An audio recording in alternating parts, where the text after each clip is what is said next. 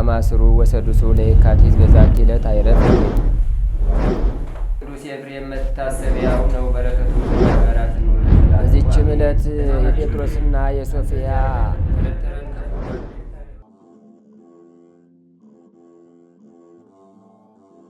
በስመ አብ ወወልድ ወመንፈስ ቅዱስ አሐዱ አምላክ አማስሩ ወአሚሩ ለግንቦት በዛቲ ዕለት ሰማዕት ኮነት ቅድስት አውክልያ ብእሲቱ ለቅዱስ ዮስጦስ። አንድ አምላክ በሚሆን በአብ በወልድ በመንፈስ ቅዱስ ስም ግንቦት 11 በዚች ቀን የቅዱስ ዮስጦስ ሚስት ቅድስት አውክልያ በሰማዕትነት ሞተች። በየካቲት 10 እንደተጻፈ የእስክንድርያ ገዥ እርስ በርሳቸው ካለያያቸው በኋላ ቅድስት አውክልያን ወደ ሀገረ ዕፃ ወሰዷት። በሀገረ ዕፃ መኮንን ፊት የመኮንን እስክንድርያን መልእክት ባነበቡ ጊዜ መንግስታቸውን ትተው እንዴት ከመንግስታቸው ሞትን መረጡ ብሎ አደነቀ። ከዚህ በኋላ መኮንኑ ሸነገላት፣ ብዙ ታላላቅ ቃል ኪዳኖችንም ገባላት። የከበረች አውክልያም እኔ የክብር ባለቤት ስለሆነ ስለ ጌታዬ ኢየሱስ ክርስቶስ ፍቅር መንግስቴን ተውኩ፣ ከልጅነት ባሌም ተለየው፣ በልጆችም አልተጽናናውም። ለመሆኑ አንተ የምትሰጠኝ ስጦታ ምን ያህል ነው ብላ መለሰችለት። ይህንንም ሰምቶ ታላቅ ግርፋት እንዲገርፏት አዘዘ። የስጋዋም ቁርበት እስከሚቆራረጥ ገረፏት። ከዚህም በኋላ ከእስር ቤት አስገቧት። የእግዚአብሔር መልአክ ተገለጠላትና ቁስሎቿን አዳናት። እስረኞችም አይተው አደነቁ። ብዙዎችም የክብር ባለቤት በሆነ በጌታችን ኢየሱስ ክርስቶስ አምነው በሰማዕትነት አረፉ። የምስክርነቷ ፍጻሜ በቀረበ ጊዜ የእግዚአብሔር መልአክ ለከበረች አውክልያ ተገልጾላት አጽናናት። ከክብር ባለቤት ጌታችንም የተሰጠዋትን ቃል ኪዳኖች ነገራት። በዚያን ጊዜም ራሷን ይቆርጡ ዘንድ መኮንኑ አዘዘ። የሕይወት አክሊልንም በመንግሥተ ሰማያት ተቀበለች። ምእመናን ሰዎች መጥተው ለወታደሮች ብር ሰጥተው የቅድስትን ሥጋ ወሰዱ። በመልካም መግነዝም ገንዘው የስደቱ ወራት እስኪፈጸም በሳጥን ውስጥ አኖሯት። ለእግዚአብሔር ምስጋና ይሁን፣ እኛንም በጸሎቷ ይማረን፣ በረከቷም ከእኛ ጋር ይኑር ለዘላለሙ አሜን። ሰላም ለታውክልያ ለፈጽሞ ሰናይ ምርዋፃ አመሰድዋ ውስተ ምድረፃ ሀበስነ አብያት ኢርየት ዘበቀርነ ነጌ ታሃንፃ ወካይበ አዲ ያንሰአት ገጻ ለነጽሮ ወልዳ አወሊ ወየስጦስ ቢጻ። በዚችም ዕለት የከበረ ኤጲስቆጶስ አባ ዘፍኑትዮስ አረፈ። ይህም ከታናሽነቱ በአባ መቃርስ ደብር በአስቄጥስ ገዳም መነኮሰ። ታላቅ ተጋድሎንም በመጋደል ብዙ ትሩፋትን ሰራ። ዘውትሮ ይጾም ነበር። ቅጠላ ቅጠልን ይበላል እንጂ በእሳት የበሰለ አይበላም። በገዳሙ ውስጥም መጻሕፍትንና የቤተ ክርስቲያንን ሥርዓት ተምሮ ቅስና ተሾመ። በዚያም 35 ዓመት ኖረ። እነሆ ትሩፋቱና ጽድቁም በሁሉ ዘንድ ታወቀ። የእስክንድርያ ሊቀ ጳጳሳት አባ ፊላታዎስም ልኮ ወደ እርሱ አስመጥቶ ኤጲስቆጶስ አድርጎ ሾመው። ኤጲስቆጶስነትም ከተሾመ በኋላ ቅዳሴ በሚቀድስ ጊዜ ካልሆነ በቀር ከቶ ልብሱን አልለወጠም። ቅዳሴውንም ሲፈጽም ከጠጉር የተሰራውን ማቅ ይለብሳል። እንዲህም የሚጋደልና የሚጠመድ ሆኖ ኖረ። ከዚህ ሁሉ ዘመንም ከመነኮሳት ጋር ያገለግል ነበረ። በታመመም ጊዜ እግዚአብሔርን እንዲህ ሲል ጠየቀው። የክብር ባለቤት ጌታዬ ኢየሱስ ክርስቶስ ሆይ ኤጲስቆጶስነት ስለተሾምኩ ጸጋህን በውኑ ከእኔ ታርቃለህን? ከእግዚአብሔር የታዘዘ መልአክም ወደ እርሱ መጥቶ አስተውል እወቅ፣ አንተ በገዳም ሳለህ በታመንክ ጊዜ የሚጎበኝህ የለም ወይም የሚያገለግልህና ለደዌህ መድኃኒት የሚሰጥህ አታገኝም ነበር። ስለዚህ እግዚአብሔር የሚረዳህና ደዌውንም ከአንተ የሚያርቅልህ ሆነ። ዛሬ ግን እነሆ አንተ በዓለም ውስጥ ነህ። በአንተ ዘንድ የሚጎበኝህና የሚያገለግልህ አለ። ለደዌህም መድኃኒትን የምትሻውን ምግብ ታገኛለህ አለው። ይህም አባት በኤጲስቆጶስነት ሹመት 32 ዓመት ኖረ። የሚያርፍበትም በቀረበ ጊዜ ካህናቱንና ዲያቆናቱን መምህራኑን ጠራቸው። የአብያተ ክርስቲያናትንም ንዋየ ቅድሳታቸውንና ገንዘባቸውን ሁሉ ሰጣቸው። እንዲህም አላቸው፣ ወቁ እኔ ወደ እግዚአብሔር ይሄዳለሁና እንደሚገባም በመካከላችሁ እንደኖርኩ እናንተ ታውቃላችሁ። ለኤጲስቆጶስነት ሹመቴም እጅ መንሻ ከሚያመጡልኝ እንኳ አንድ የብር አላድ እንዳልሰወርኩ በፊቱ ልቆም ያለኝ የክብር ባለቤት ጌታዬ ኢየሱስ ክርስቶስ በእኔ ላይ ምስክርን ይሁን አላቸው። ይህንም ሰምተው አለቀሱ፣ ተሳለሙትም። እንዲባርካቸውና በክብር ባለቤት ጌታችንም ዘንድ መራዳቱን እንዳይረሳ ለመኑት። እርሱም ባረካቸው። እግዚአብሔርም ያክብራችሁ እስከ መጨረሻይቱ ምቅታ ድረስ በቀናች ሃይማኖት ያጽናችሁ። ይህንንም ብሎ በሰላም አረፈ። ለእግዚአብሔርም ምስጋና ይሁን፣ እኛንም በዚህ አባት ጸሎት ይማረን፣ በረከቱም ትድረሰን ለዘላለሙ አሜን። ሰላም ለበፍቱንዮስ ዛሂረመ አፈ ከመ ኢይብላ ብሱለ እንበልሃ መልማል ዘልፈ ፍትወተ ዓለም ፍጹም እምልቡ ገደፈ በመዋይለ ክብሩ ይወለጠ አስፈ እምነ ዘይለብስ ወትረ ጸቀ ጸጉር ገዚፈ። በዚችም ቀን የባሌ መምህር አባ አሴር በሰማዕትነት አረፈ። ይኸውም በንጉሥ ወናግ ሰገድ ዘመን ወደ ኢየሩሳሌም ወርዶ ሳለ መጀመሪያ አንገቱን በሰይፍ ቆረጡ። በኋላም የጌታችን እግር በቆመበት በኢየሩሳሌም መግቢያ በእሳት አቃጠሉት። በረከቱም ከእኛ ጋር ትኑር ለዘላለሙ አሜን። በዚችም ዕለት የሱራፌል አምሳላቸው የሆነ ኢትዮጵያዊው ማሕሌተ ያሬድ አረፈ። ይህም ቅዱስ ከአባ ጌዴዎን ዘመዶች ወገን ነው። እርሱም በኢትዮጵያ ሀገር ከታነጹ አብያተ ክርስቲያናት ለምትቀድም ከአክሱም ካህናት ውስጥ ነው። እርሷም አስቀድሞ የክብር ባለቤት የጌታችን ኢየሱስ ክርስቶስ ሃይማኖት በውስጧ የተሰበከና አምላክን በወለደች በእመቤታችን በከበረች ድንግል ማርያም ስም የከበረች ናት። ይህም አባ ጌዴዎን ትምህርትን ሊያስተምረው በጀመረ ጊዜ መቀበልም ማጥናትም እስከ ብዙ ዘመን ተሳነው። በአንዲት ዕለትም መምህሩ በእርሱ ላይ ተበሳጭቶ መትቶ አሳመመው። ያሬድም ሸሽቶ ከዱር ውስጥ ገባ። ከሐዘኑም ብዛት የተነሳ ከዛፍ ስር ተጠለለ። ወደ ዛፉ ላይም ትል ሲወጣ አየ። ትሉም ከዛፉ እኩሌታ ደርሶ ይወድቅ ነበር። እንዲሁም ብዙ ጊዜ ካደረገ በኋላ በጭንቅ ከዛፉ ላይ ወጣ። ቅዱስ ያሬድም የትሉን ትጋት ባየ ጊዜ ወደ መንፈሳዊ መምህሩ ተመልሶ አባቴ ሆይ ይቅርታ አድርግልኝና እንደ ወደድክ አድርገኝ አለው። መምህሩም ተቀበለው። ከዚህ በኋላ በብዙ ልቅሶ ወደ እግዚአብሔር በለመነ ጊዜ ልቡናው ብሩህ ሆኖለት በአጭር ጊዜ የብሉይና የሐዲስን መጻሕፍትን ተምሮ ፈጸመ። ዲቁናም ተሾመ። በዚያም ወራት እንደ ዛሬ በከፍተኛ ቃል የመዝሙር ማሕሌት የለም ነበር፣ በትሑት እንጂ።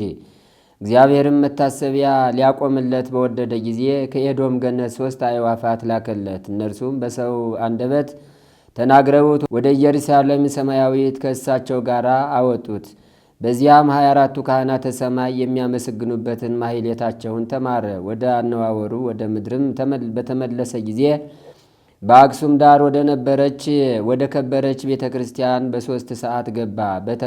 በታላቅም ቃል ሃሌሉያ ለአብ፣ ሃሌሉያ ለወልድ፣ ሃሌሉያ ለመንፈስ ቅዱስ። የጽዮንም ደገኛዋ ሰማይን ፈጠረ። ዳግመኛም እንዴት እንደሚሰራት የድንኳንን አሰራር ለሙሴ ያሳየው አስተማረው አለ። ይህችን ምስጋና አርያም ብሎ ጠራት። የቃሉንም ድምፅ በሰሙ ጊዜ ንጉሱም፣ ንግስቲቱም፣ ጳጳሱም ከካህናቱ ሁሉ ጋር የመንግስት ታላቆችና ሕዝቡ ሁሉ ወደ እርሱ ሮጡ፣ ሲሰሙትም ዋሉ። ከዚያም በኋላ ከዓመት እስከ ዓመት በየክፍለ ዘመኑ በክረምትና በበጋ በመጸውና በጸደይ በአጽዋማትና በበዓላት በሰንበታትም እንዲሁም በመላእክት በዓል በነቢያትና በሐዋርያት በጻድቃንና በሰማዕታት በደናግልም በዓል የሚሆን አድርጎ በሦስቱ ዜማው ሰራ። ይኸውም ዕዝል፣ ግዕዝ፣ አራራይ ነው።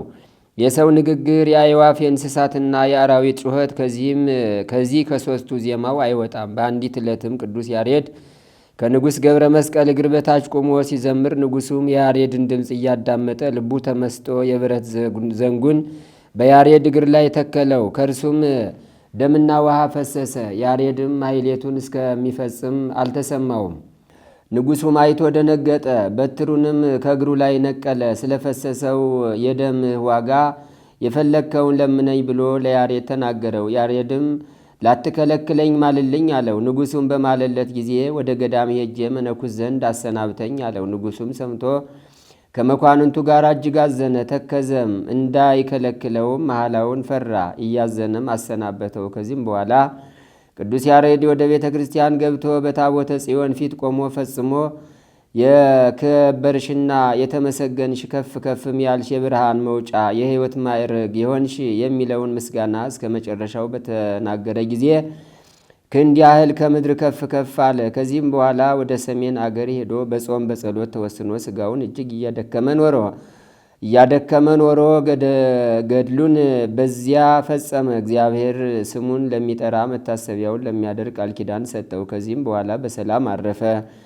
ለእግዚአብሔር ምስጋና ይሁን። እኛንም በአባታችን ያሬድ ጸሎት ይማረን፣ በረከቱም ከእኛ ጋር ለዘላለሙ ትኑር አሜን። ሰላም ለያሬድ ስብሐተ መላእክት ለህዋጼ እንተ አይረገ በልቡ ህሊና መንፈስ ረዋጼ ለትምህርተ መጽሐፍ ገባ እምኀበ ኮነ ነፋጼ በብዙ ጻማ ዘአልቦ ሁጻጼ መልዕልተ ጉንደ ኦም ነጺሮ እንዘ የዐርግ ዕፄ።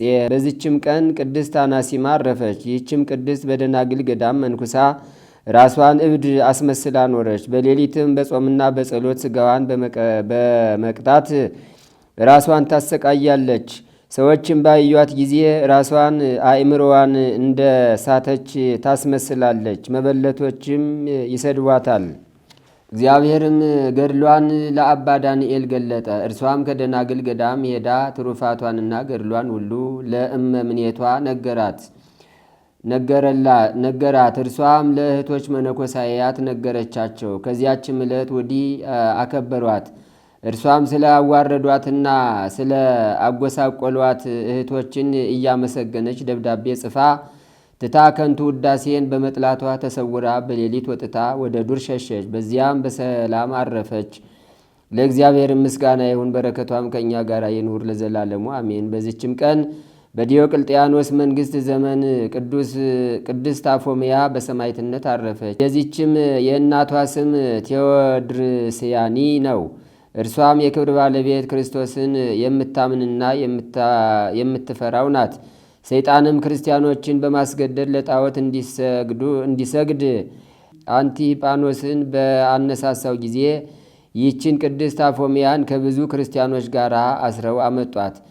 አንቲጳጦስም ለአማልክት ሰዊ አላት። እኔ ከክብር ባለቤት ከጌታዬ ኢየሱስ ክርስቶስ በቀር አልሰዋም፣ የአባቶችን ተስፋ ለማግኘት ልቤ ጸና ነውና አለችው። ያን ጊዜም አንቲጳጦስ ተቆጥቶ አጥንቷ ሲሰበር ሕዋሳቷ ሁሉ እንዲለያይ ከሰረገላ መንኮራኩር ውስጥ ይጨምሯት ዘንድ አዘዘ። የእግዚአብሔር መልአክ አዳናት። ሁለተኛም ነበልባሉ 45 ክንድ ከፍ ከፍ እስከሚል እሳትን አንድደው ከውስጡ ይወረውሯት ዘንድ አዘዘ። በእሳቱ መካከልም ቁማ ጸለየች። እየጸለየችም በደህና ወጣች። ብዙዎችም በጌታ አምነው በሰማዕትነት አረፉ። ከዚህም በኋላ እስከ ማግስት ከወህኒ ቤት ጨመራትና በማግስቱ ወደ ሸንጎ አወጧት። እርሱም ለአማልክት ሰዊ አላት። ቅድስት አፎምያም ሳቅ ብላ እኔስ ለማይናገሩ ደንጊያዎች አልሰዋም አለችው። አንቲጳጦስም ሰምቶ ሥጋዋን ይገፉ ዘንድ መቃጥን ያላቸው 4 ደንጊያዎችን እንዲያመጡ አዘዘ። ሁለተኛም አራዊት ካሉበት ኩሬ ውስጥ እንዲጨምሯት አዞ ከዚያ ወረወሯት። አራዊት ግን ተሸክመው አውጥተው ከውሃ ዳር አቆሟት። ደግሞ ስለታሞች ደንጊያዎችንና ሰይፎችን በመሬት ውስጥ እንዲተክሉ ተቆራርጣ ትሞት ዘንድ በላያቸው እንዲያስሮጧት አዘዘ። ሩጣም ተሻገረች፣ ምንም የነካት የለም። ደግሞም በግለቱ ታር ዘንድ ደብድበው ከብረት ምጣድ ውስጥ እንዲጨምሯት አዘዘ። ግን ምንም አልነካትም። ከዚህ በኋላ አራዊትን ሁሉ ድባትንም ሰበሰበ፣ በላዩዋም ወሰዷቸው። አንበሶችም እግሯን ሳሙ። አንዲትም አውሬ ተሸብራ እግሯን ነካቻት። ከሰማይም እንዲህ የሚል ቃል መጣ። የተመሰገንሽ አፎምያ ወጥተሽ ወደ ከበረ ቦታ ነይ። እንዲህም ገድሏን ምስክርነቷን ፈጸመች። እናትና አባቷም መጥተው ገንዘው በአዲስ መቃብር ውስጥ ቀበሯት። ለእግዚአብሔርም ምስጋና ይሁን፣ እኛንም በዚች ቅድስት ጸሎት ይማረን፣ በረከቷም ከእኛ ጋር ትኑር ለዘላለሙ አሜን። ሰላም እብ ለፈጻሜ ስምኪ ዛቲ በንስከተ አርዌ አሃቲ አፎምያ ባዕልት ወአንጌቤናይት አንቲ አንፈር እጽ ከመጣየዋ በሰአብካይ እንታክቲ ሃሊበ ጥብኪ መጥውኒ እስቲ ሰላም እብል አፎምያ ማህበራ ምስለ ስቴይንስ ወይ ቄጥራ እለ ሕማመ ሰምዕ ጾሩ ወተአገሱ መከራ ይጽምዱኒ ባሕርኡቶሙ ወይቅንኡኒ ለግሙራ ከመ ይጸመዱ ተያፊን ወብዕራ። በዚችም ቀን የኤስድሮስ እናት ቅድስት ሶፊያና እህቱ አፎምያ በሰማዕትነት አረፉ። ደግሞ የአባ በኪሞስና የአብሳዲን መታሰቢያቸው ነው። በረከታቸውም ከእኛ ጋር ትኑር ለዘላለሙ አሜን። አንድ አምላክ በሚሆን በአብ በወልድ በመንፈስ ቅዱስ ስም ግንቦት 12 በዚች ቀን በኢየሩሳሌም አገር ወደሚኖር ነቢይ ዕንባቆም የመላእክት አለቃ ሚካኤልን እግዚአብሔር ላከው። በዚችም ዕለት ሃይማኖቱ የቀና የንጉሥ በእደ ማርያም ልጅ የኢትዮጵያ ንጉሥ እስክንድር የእረፍቱ መታሰቢያ ነው። ለእግዚአብሔርም ምስጋና ይሁን፣ እኛንም በቅዱሳን ጸሎት ይማረን ለዘላለሙ አሜን። በዚችም ዕለት የዓለሙ ሁሉ መምህር የሆነ የከበረ አባት ዮሐንስ አፈወርቅ አረፈ። በዚችም ቀን በኢየሩሳሌም አገር በጎልጎታ ላይ ከፀሐይ በልጦ በሚበራ ብርሃን የከበረ መስቀል መገለጥ ሆነ።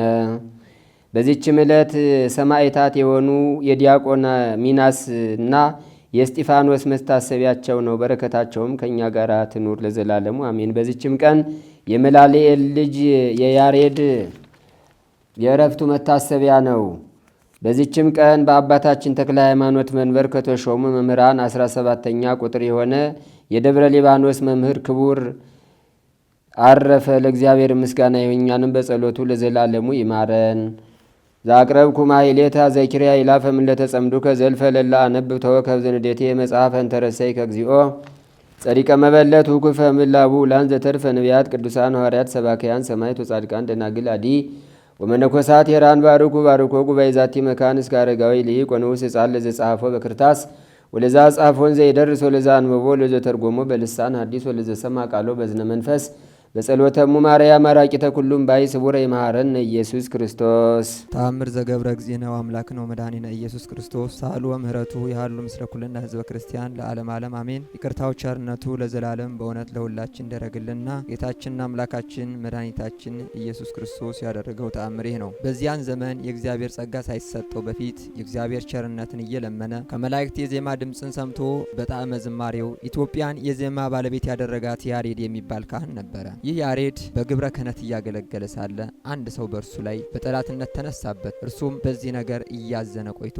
ከዕለታት በአንደኛው ቀን ሰውየውን ለመግደል አስቦ ጦሩን ይዞ በመንገድ ዳር ባለ ጉድጓድ አሸምቆ ደፈጠ። ጌታ ኢየሱስም በያሬድ ልቡና ውስጥ ያለውን አውቆ ከኤዶም ገነት በስላሴ አምሳል 3 አእዋፍ ወደ እርሱ ላከ። ከዚያም 3ቱም አእዋፍ ያሬድ በቆመበት ወይም በሸመቀበት ቦታ ፊት ለፊት በአየር ላይ ቆመው ከ3ቱ አንዷ ወፍ በሰው አንደበት እንዲህ ስትል ተናገረችው። ያሬድ ሆይ ሰውን ለመግደል ለምን ታስባለህ? ክህነትህ ትፈርስ የለምን? በቅዱስ ወንጌል እግዚአብሔር ትእዛዝ ጠብቃት፣ ሕይወትንም ለማግኘት የምትፈልጉ ከሆነ ነፍስ አትግደሉ ተብሎ የለምን? ይልቁንም ክህነት ከዚህ ዓለም መንግስትና ክብር ሁሉ እንደምትበልጥ አታውቅምን? ያሬድ ሆይ አንተ ብፁዕን፣ አንተን የተሸከመች ማኅፀን የተባረከች ናት አለች። ቅዱስ ያሬድም ይህን ቃል በሰማ ጊዜ ወደ ሰማይ አቅንቶ እሊያ 3 አዕዋፍ ተመለከተና እናንተ በሰው አንደበት የምትማሩ አመጣጣችሁ ከወዴት ነው ብሎ ጠየቃቸው። በዚያም ጊዜ ከ3ቱ አዕዋፍ አንዷ ከ24ቱ ካህናተ ሰማይ ማህሌትን ትማር ዘንድ ነግረህ ከኤዶም ገነት ወደ አንተ ተልከን መጥተናል አለች። ይህንንም ከተናገሩ በኋላ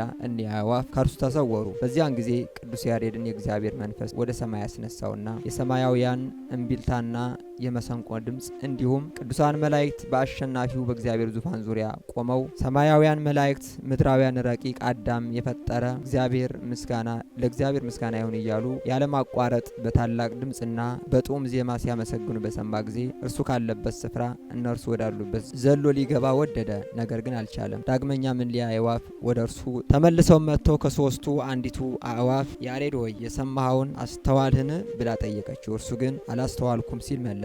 እርሷም እንዲያውስ እንዲህ የእግዚአብሔር ምስጋና ትጠራ ዘንድ እኔ እነግርሃለሁ፣ ይኸውም የጌታ የኢየሱስ ክርስቶስ ቅዱስ ስሙ ነው አለችው። በዚያን ጊዜ ቅዱስ ያሬድ ልቦናዬ መልካም ነገርን አውጥቶ ተናገረ በማለት ከ24ቱ ካህናተ ሰማይ ስብሐተ ማህሌትን በየወገኑ ተምሮ ከቀኑ በ3 ሰዓት ቀድሞ ወደ ነበረበት መልአክ እግዚአብሔር መለሰው። በዚያም አኳኋን ቅዱስ ያሬድ ወደ ሰማይ ተነጥቆ ከኪሩቤልና ከሱራፌል 7 ማህሌትን ተምሮ ከተመለሰ በኋላ አክሱም ከተማ በምትገኘው ወደ ጽዮን ቤተክርስቲያን ሄደ። ከዚያም ከቤተክርስቲያኑ ገብቶ ከታቦተ ጽዮን ፊት ቆመና ድምጹን ከፍ በማድረግ ለአብ ምስጋና ይገባል፣ ለወልድ ምስጋና ይገባል፣ ለመንፈስ ቅዱስ ምስጋና ይገባል። ከጽዮን አስቀድሞ ሰማይን ፈጠረ፣ ዳግመኛም ለሙሴ የድንኳን ስራ አሳየው በማለት በግዕዝ ቋንቋ የተናገረው ዜማ አሰምቶ ተናገረ። ዳግመኛም የእግዚአብሔር የሕጉ ታቦት ይህችውን ታቦተ ጽዮን ካለችበት መቅደስ ገብቶ 2 እጆቹን በታቦቱ ላይ ዘርግቶ ቅድስት ነሽ፣ ብጽዕት ነሽ፣ የተመሰገንሽ የተባረክሽ ነሽ፣ ክብርት ሆይ የከበርሽና ከፍ ያልሽ የብርሃን መውጫ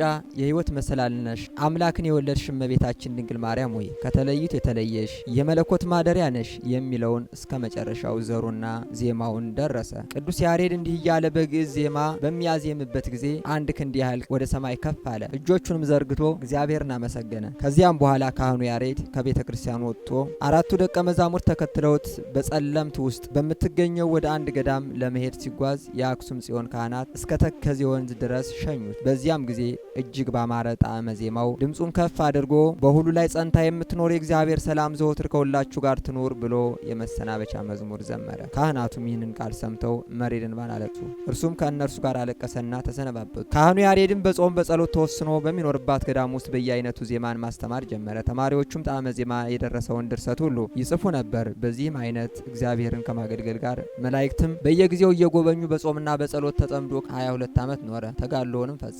ካህኑ ያሬድም ከዚህ ዓለም የሚለይበት ሰዓት በደረሰ ጊዜ ኢየሱስ ክርስቶስ ተገልጾለት ወዳጄ ሆይ ቀድሞ በሰማይ ያለ የመላእክት ሥርዓተ ማህሌት እንድታይና ወደ ምድር አስተላልፈህ ይህንኑ ዜማ እንድትመሰርት እንደወደዱ ሁሉ አሁንም ከዚህ ዓለም በምትለይበት ሰዓት እኔ ዳግም ተመልሼ በመጣበት ጊዜ ከካህናተ ሰማይ ሄሮድስ ደማቸው ካፈሰሰ ሕፃናት ጋር በደብረ ጽዮን ትዘምር ዘንድ ሰማያዊ የክብር አክሊልና የብርሃን ልብስ ተዘጋጅቶልሃል ብሎት ጌታ ኢየሱስ ክርስቶስ ወደ ሰማይ ከእርሱ ጋር በምስጋና ኢየሱስ ክርስቶስ ወደ ሰማይ አረገ። ለእርሱም ክብር ምስጋና ይሁን። ይቅርታው ቸርነቱ ለዘላለሙ በወትደርብን። የቅዱስ ያሬድ ረድኤት በረከት አማላጅነት አይለየን ለዘላለሙ አሜን።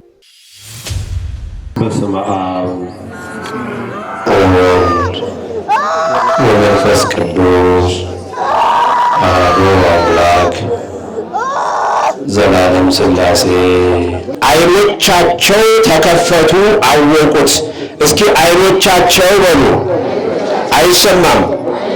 ተከፈቱ አወቁትም። የሉቃስ ወንጌል ምዕራፍ 24 ቁጥር 31 ላይ ያለ መለኮታዊ ቃል ነው። ትምህርቱ የሚጀምረው ሉቃስ 24 ቁጥር 13 እስከ 33 ነው። በዛው ዕለት ክርስቶስ በተነሳበት ዕለት በዕለተ ሰንበት የትንሣኤው ቀን የተፈጸመ አንድ ታሪክ የዛሬ ትምህርት ይሆናል። ይህም የኤማውስ መንገደኞች የሚባሉ 2 ደቀ መዛሙርት ሊቃውንት በትርጉማቸው ሉቃስና ቀለዮጳ ወይም ሉቃስና ኒቆዲሞስ ብለው ያነሷቸዋል። እነዚህን ደቀ መዛሙርት እነዚህ ደቀ መዛሙርት ክርስቶስ በተነሳበት ዕለት ከኢየሩሳሌም ከተማ 60 ምዕራፍ ወደሚርቅ ኤማውስ ወደ ተባለ መንደር መንገድ ጀመሩ ነው የሚለው። ከኢየሩሳሌም ከተማ እየወጡ ነው። የሚወጡበት ምክንያት ደግሞ መንገድ ላይ ሲሄዱ እርስ በርሳቸው ይነጋገሩበታል። እየሰማችሁ ነው? የሚገርም እኮ ነው። ይቤዠናል ያለው በቃልም በሥራም ብርቱ ነቢይ ነበረ ያለው እስራኤልን ያድናል ብለን ተስፋ ያደረግንበት ኢየሱስ እኮ ሞተ። አይሁድ ሰቅለው ገደሉት።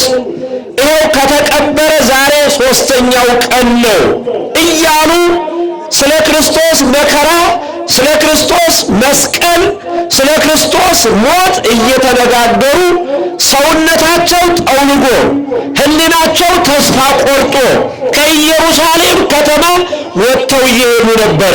እግዚአብሔር ተስፋ ከመቁረጥ ይሰውረን። የሰው ልጅ ሞቱ የሚጀምረው ተስፋ የቆረጠ ቀን ነው። ሰውን የሚያኖረው ተስፋ ነው ወገኖች። በተለይ ክርስቲያን ምን አይልም?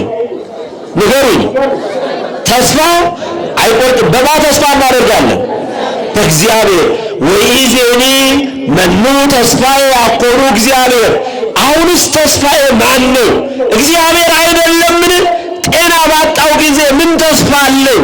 ሰዎች በሰለቹኝ ጊዜ፣ አስታማሚ ባጣው ጊዜ ተስፋችን ማን ነው? ክብር ምስጋና ለስሙ ይሁን። ተስፋችን እሱ ነው።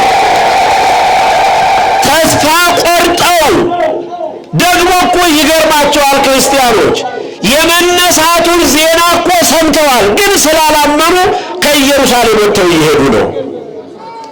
እና ሶስተኛ ሰው ከመንገዳቸው ላይ ተጨመረ። ስንተኛ ሰው? ያ ሰው ሶስተኛው ሰው ምን ሆናችሁ ነው እንደዚህ ተስፋ ቆርጣችሁ ሰውነታችሁ ጠውልጎ ከስታችሁ ከከተማችሁ ከኢየሩሳሌም ወጥታችሁ የምትሄዱበት ምክንያት ምንድነው ብሎ ጠየቃቸው። ሶስተኛው ሰው አንተ ለኢየሩሳሌም እንግዳ ነህ እንዴ አሉት። አንተኑ ነግዳ ለኢየሩሳሌም፣ አንተ ለኢየሩሳሌም እንግዳ ነህ? ለኢየሩሳሌም ከተማ የተፈጸመውን ታሪክ ሰሞኑን የሆነውን አልሰማህም አሉት። ቀና ብለው ያዩታል። ምን ይሉታል? እንዳያውቁት ግን አይናቸው ተይዞ ነበረ። አይናቸው ይክፈትልን። አይናቸው ምን ብሎ ነበር? ወተይዛ ይምቶሙ ከመያይ ምርዎ፣ እንዳያውቁት አይናቸው ተይዞ ነበረ። እስኪ ርዕሳችን ንገሩ። ምንድን ነበር ያልኳችሁ? መነሻ አልሰማችሁ? አይናቸው ተከፈተ፣ አዩት። አሁን ደግሞ ምን አልኳችሁ? እንዳያውቁት አይናቸው ምን ብሎ ነበር? ተይዞ ነበረ። ግን ምን ይላሉ? ያያሉ። አያችሁ? አሁን ብዙዎቻችን ይህን ምስጢር ተመልከቱትና እዚህ ናችሁ? እስኪ እዚህ ነን የምትሉ እጃችሁ ረውጡና ጨብጭቡ። እግዚአብሔር እዝነ ልቦናችሁን ይሰብስብላችሁ።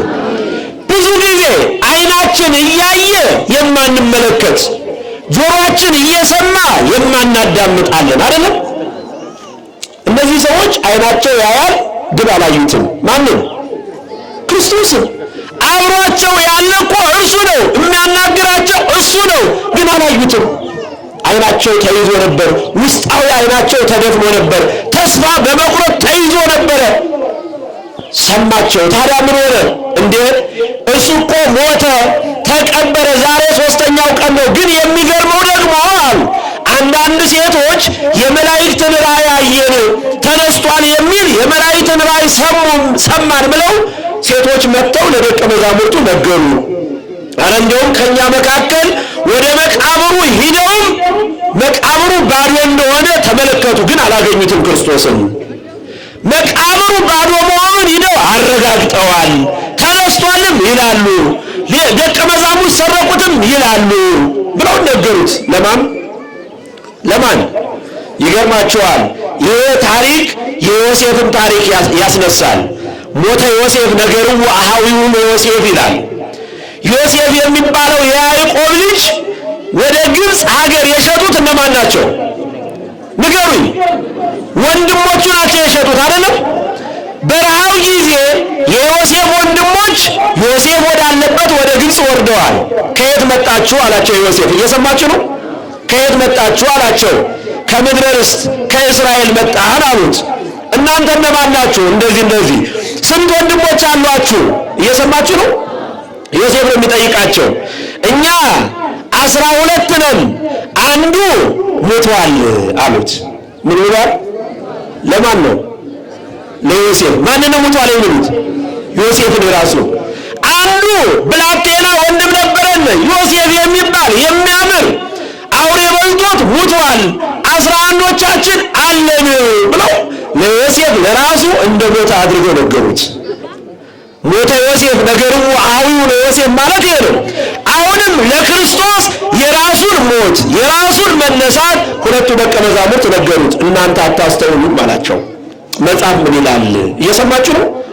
ክርስቶስ መከራ ይቀበላል፣ በመስቀል ይሰቀላል፣ ይሞታል፣ ይቀበራል፣ በሶስተኛው ቀን ከሙታን ተለይቶ ይነሳል የሚለውን አላነበባችሁም አላቸው። ይህን ቃል ሲናገራቸው ውስጣቸው፣ ሕሊናቸው፣ ልቦናቸው ይቃጠል ነበረ። ቃሉ ውስጣቸው ሲነካቸው፣ የነቢያትን ትንቢት ሲነግራቸው ይቃጠልባቸው ነበር። ግን ማን እንደሆነ አላወቁም። ሲጓዙ ዋሉና መሸ። ወተቆልቆለ ፀሐይ ይላል። ፀሐይ ልትገባ ደረሰች። እሱ ሩቅ አገር የሚሄድ ነው የመሰላቸው። እነሱ ሰፈራቸው ደርሰዋል። እባክህ ጌታ ሆይ መሽቷል፣ ከኛ ጋር እደር አሉት።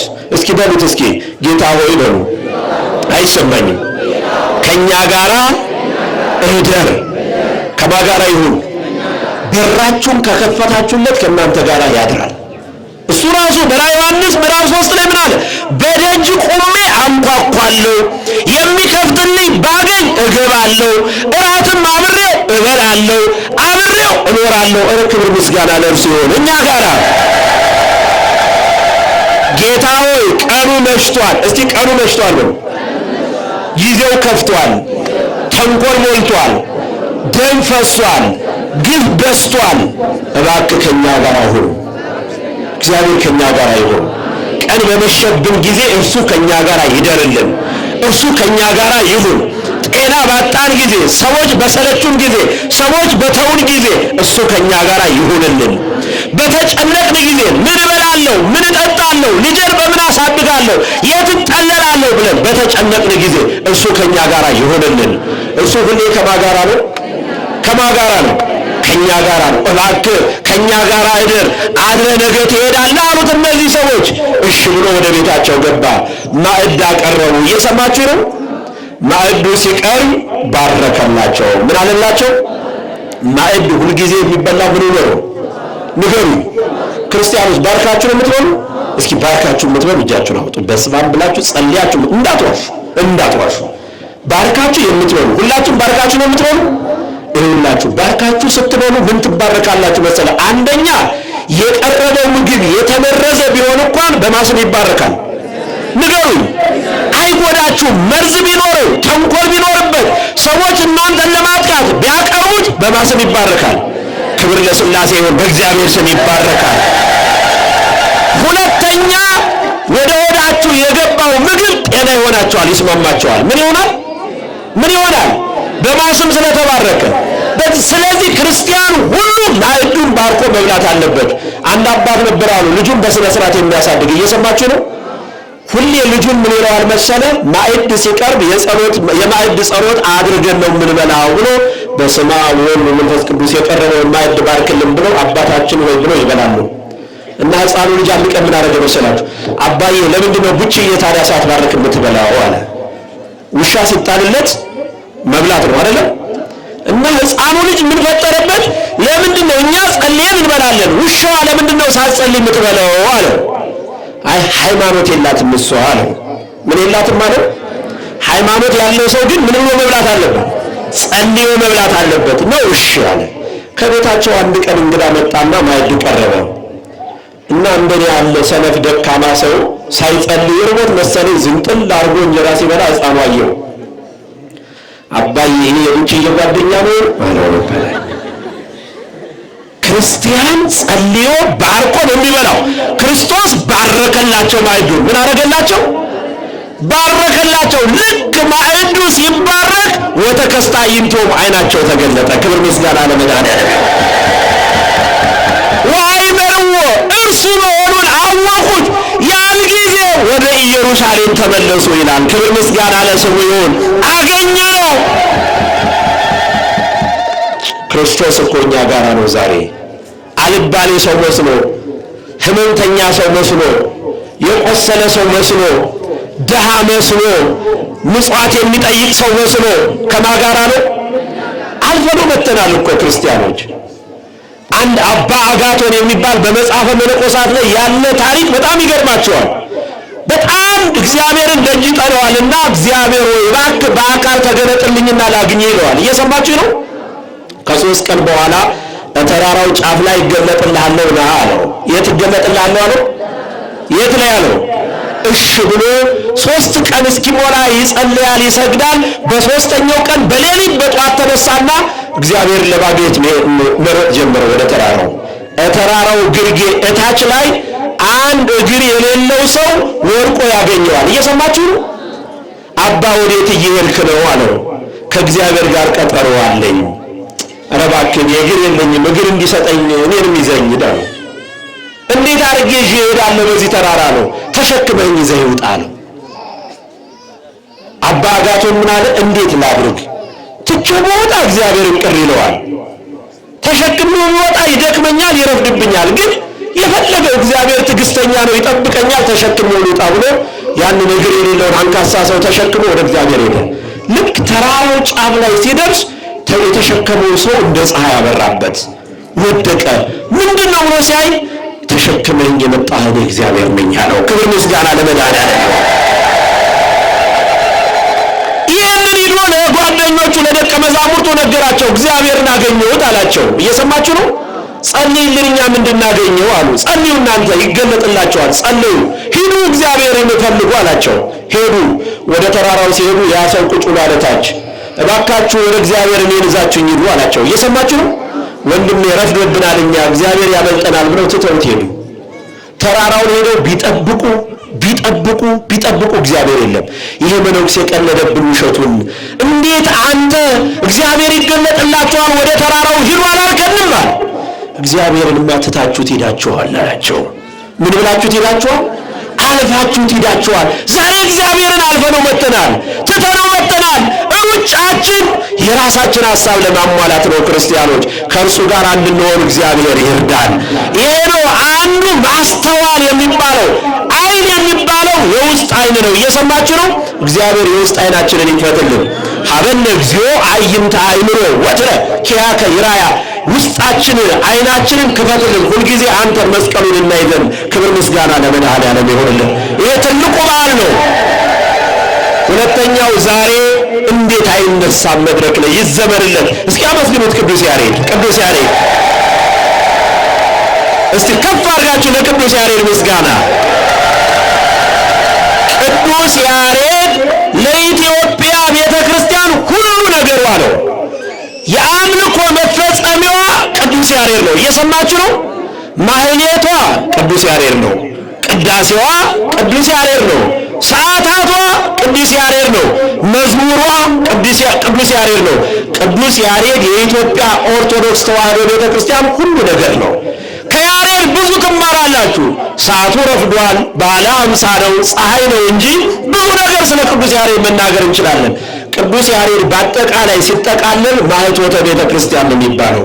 የቤተ ክርስቲያን መብራት። እስኪ በሉት ምን? የቤተ ክርስቲያን ምን? መብራት፣ የማይጠፋ መብራት። ቅዱስ ያሬድ ትምህርት የማይገባው ሰው ነበረ። እግዚአብሔር ትምህርቱን ገለጠለት። ከላይ ከሰማይ ዜማ ሰማ። ከማን? ከመላእክት። ዋይ ዜማ ዘሰማይኩ በሰማይ እመላእክት ቅዱሳን እንዘ ይብሉ ቅዱስ ቅዱስ ቅዱስ እግዚአብሔር መላ ሰማያተ ወምድረ ቅዱሳተ ሰባቲከ ነው ያለው። እኔ ይህንን ዜማ ግዕዝ ዕዝል አራራ የተባለ ዜማ ከሰማይ ከመላእክት ቅዱሳን ሰማሁት ነው ያለው። እነዛ የሰማይ መላእክት ቅዱሳን ደግሞ ቅዱስ ቅዱስ ቅዱስ እግዚአብሔር ሰማይንና ምድርን የመላ ምስጋና በሰማይና በምድር የመላ ነው ብለው ሲያመሰግኑ ሰማው ብሎ ቅዱስ ያሬድ የመላእክትን ዜማ ለኢትዮጵያ ቤተ ክርስቲያን ይዞላት መጣ። ይኸው 24 ሰዓት እንደ መላእክት ማህሌቱ ቢቆም አያልቅም። ቅዳሴው ቢቀደስ አያልቅም። ክብር ምስጋና ለመድኃኒዓለም ይሁን። ቅዱስ ያሬድ ለኢትዮጵያ ቤተ ክርስቲያን ብርሃኗ ነው፣ ሁሉ ነገሯ ነው። ዛሬ ግንቦት 11 ቀን የኢትዮጵያዊው ሊቅ ካህን ማህሌታይ ቅዱስ ያሬድ ያረፈበት ነው። ያረፈበት ስንል የሞተበት ማለት አይደለም፣ የተሰወረበት ነው። ቅዱስ ያሬድ እንደነ ሄኖክ እንደነ ዕዝራ እንደ ጻድቁ አቡነ አረጋዊ በሕይወት ነው ያለው፣ በብሔረ ሕያዋን ነው ያለው። እግዚአብሔር እስከ ሕይወቱ እስከ አካሉ ሰውሮታል። ቅዱስ ያሬድ ዛሬም ለቅዱሳን ዛሬም ለጻድቃን የተሰጠው ቃል ኪዳን ተሰጥቶት ታቦት ተቀርጾለት በኢትዮጵያ ቤተክርስቲያን ይከበራል። በረከቱ በሁላችን ላይ ይደርብን። አመስግኑት። ሌላው የመጨረሻው የጻድቁ አባታችን አቡነ ሐራ ድንግል። እስኪ ስማቸውን ጥሯቸው። አቡነ ሐራ ድንግል በሉ እስኪ። ሐራ ድንግል ማለት የድንግል ማርያም ወታደር፣ የድንግል ማርያም አገልጋይ ማለት ነው። የማን አገልጋይ? በድንግል የታመነ ድንግል ያገዘችው በጸሎቷ የረዳችው ኢትዮጵያዊ ጻድቅ መናኝ ተጋዳይ ነው አቡነ ሐራ ድንግል። አቡነ ሐራ ድንግል ትልቁ ገዳማቸው በደራ ወረዳ እዛ ገዳመ ወንያት የሚባለው ላይ ነው ያሉት። ትልቅ ቃል ኪዳን አላቸው። ጻድቁ በዛሬው ዕለት እዛ ትልቁ ገዳማቸው መጀመሪያ እንደመሰረቱት የመሰረቱት ገዳም ውሃ ሩቅ ነበርና በቅል በእንስራ እየተሸከሙ ችግኝ እያፈሉ ፍራፍሬ አባቶች እንዳይቸገሩ ይሰሩ ነበረ። አንድ ቀን ደከማቸውና ወደ እግዚአብሔር ጸለዩ። አንተ እኮ በምድረ በዳ በሲና በረሃ አለት ላይ ውሃ የምታፈልቅ ጌታ ነህ፣ ውሃ ሰጠኝም ሲሉት ውሃውን አፈለቀላቸው ገዳሙ ላይ። ያ ውሃ ደግሞ ጸበል ሆነ። ክብር ለእግዚአብሔር ይሁን። ታምራትን አደረገ። ዝም ብሎ አይደለም። ውሃ ስለሆነ አያድንም። እየሰማችሁ ነው? ውሃ የሚያድነው ምን ሲሆን ነው? ንገሩኝ። ምን ሲሆን ነው? ውሃ ምንድነው? ጸበል ሲያዩት ውሃ ይመስላል፣ ካህን ሲያዩት ሰው ይመስላል ይላሉ አባቶቻችን። ጸበል ነው የሚያድነው። ውሃማ ሞልቷል። እኒህ ማን ያለውን አልሰማችሁም እንዴ? ወደ ነቢዩ ደረሰና ኤልሳ ቁስል አሞኛል፣ ለምጽ አንድዶኛል፣ ጤና አጥቻለሁ፣ ምን ላድርግ አለው። በዮርዳኖስ ወንዝ ሂድና ተጠመቅ ታጠብ አለው። በምን አለው? በምን አለው? እኔ ጸልየ በእጅ ዳስ ከአምላክ አስታርቀ የምትፈውሰኝ መስሎኝ ነው እንጂ የውሃማ አባናና ፋርፋ የሚባሉ ሰፈሬ ያሉ ትልልቅ ወንዞች አሉ አይደል እንዴ? ሂጄ እዛ ልታጠብም እንዴ አለ። ደቀ መዛሙርቱ አብረውት የሄዱት ምናምን ምን ቸገረ? ገንዘብ አውጣ አልተባልክ ወይ? ዮርዳኖስ ወንዝ ገብተህ ብትታጠብ ትድናለህ አለ ነቢዩ። ምን ቸገረ አሉት። እስቲ እንግዳውስ ብሎ ወደ ዮርዳኖስ ወንዝ ገብቶ ሲታጠብ ሲጠመቅ ለምጹ ዳነለት። ክብር ምስጋና ለእግዚአብሔር ይሁን። አቡነ ሐራ ድንግል የተሰጣቸው ቃል ኪዳን በተለይ ታውቁታላችሁ። እስኪ ንገሩኝ፣ ቃል ኪዳናቸው ምንድን ነው? ህመም ያለበት በተለይም ቁስል፣ እባጭ፣ ለምጽ ያለበት ሰው በተለይ ነቀርሳ የሚባል በሽታ አለ። በከተማ ብዙ ጊዜ አይታወቅም። ከዚህ ከአንገት ጀምሮ በቁስል የሚያነድ መተንፈሻን የሚያጠቃ በሽታ አለ። በገጠር ያለው ሰው በሙሉ አቡነ ሐራ ብትሄዱ ሐኪም ቤት ሂዱ አይድንም። የአቡነ ሐራ ድንግል መቃብራቸው ላይ ዕለት የሚፈላ አፈር አለ። የአፈር እምነት ነው። ሎሪያ ይተባል አይደለም? የአፈር አይጎልም። ሁልጊዜ ከመቃብራቸው ላይ አፈሩ ይወጣል። እምነት ነው። ተዝቆ ይሰጣል። ያንን የቀባ ሰው ከለምጹ ይድናል፣ ከቁስሉ ይድናል። ይኸውላችሁ ኦርቶዶክስ ማለት ይሄ ነው። ክርስቲያኖች ሰው መድኃኒቱን ያቃልላል። ክርስቶስ መድኃኒት ነው አይደለም? አይሁድ ተመቅኝተው ሰቅለው ገለውታል። የዚህ ዘመን ሰው መድኃኒት የሆኑ ቅዱሳንን ይጠላል፣ ይሰድባል።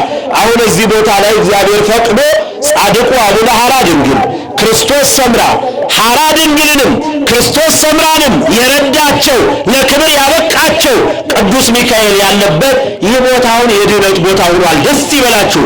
የመዳን ቦታ ሆኗል። ጸበሉ ላይ የነበራችሁ ቅድም እስኪ እጃችሁን አውጡ። ህዝቡ ተሰልፎ ነበር አይደል? ሰሊሆምን አስታወሳችሁት? ቤተሳይዳን አስታወሳችሁት? 38 ዓመት ወረፋ ያልደረሰው ሰው ተሰልፎ መዳን የሚፈልግ ግን ወረፋ ያልደረሰው ሰው አስታወሳችሁት? ያን ይመስል ነበረ።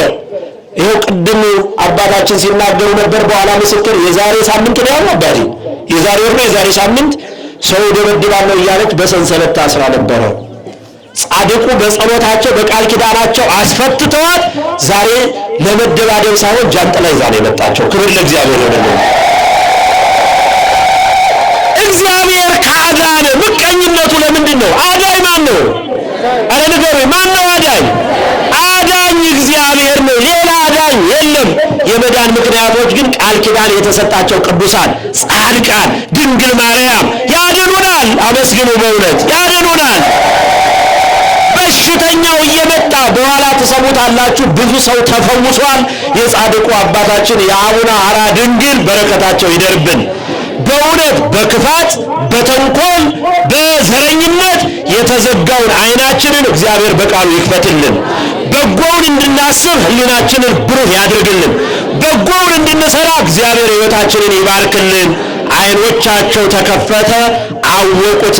እኛም እዝነ ልቦናችን ተከፍቶ ክርስቶስን አውቀን በቅዱሳኑ ቃል ኪዳን ተማምነን ይኸው የነፍስም የሥጋም ድነት አግኝተን ከምንም በላይ ንስሐ ገብተን የጽድቅ መደምደሚያ የሆነውን ቅዱስ ሥጋውን ክቡር ደሙን ተቀብለን መንግሥቱን እንድንወርስ እግዚአብሔር ይርዳን።